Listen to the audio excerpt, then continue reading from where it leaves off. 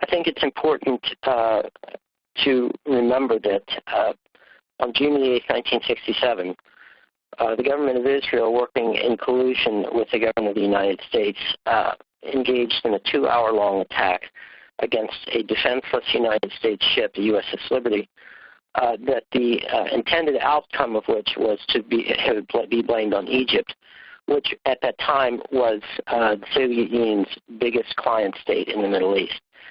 At that time, the United States and Israel were looking to create a political situation whereby the Russians would be driven out of the Middle East, leaving the United States as the sole superpower in the region.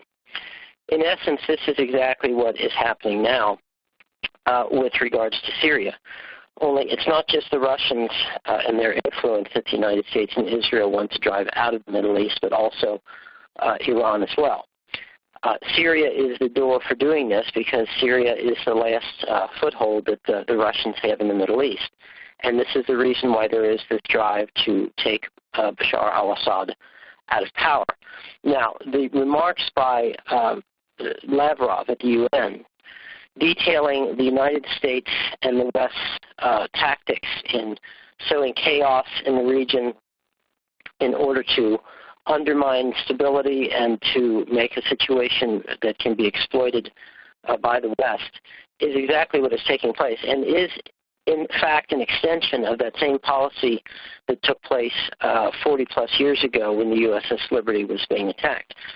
So there is much more behind Lavrov's words than simply what is being discussed there.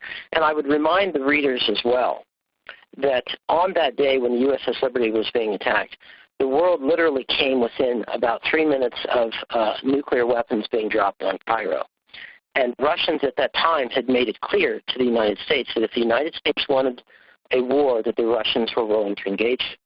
And I believe that that really is where we are at this moment. It's almost as if the pause button were pushed on that day over 40 years ago, and now the play button has been pushed again, where the United States and Russia are again very close to engaging in military hostilities against each other over who is going to control the resources of the Middle East and beyond. This is a very dangerous time. It's a time that people have to pay very close attention because, as has been demonstrated time and time again, the pernicious and deadly influence that Israel wields over the foreign policy of the United States is not something that is simply limited to strikes in Gaza or strikes in Lebanon or wherever. This has a global impact.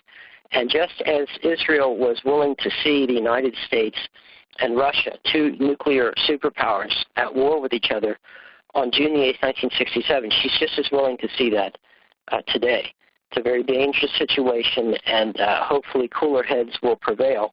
But then what do we really have to look forward to when we have megalomaniacs and people who suffer from mental illness, such as Benjamin Netanyahu, presently running the state of Israel?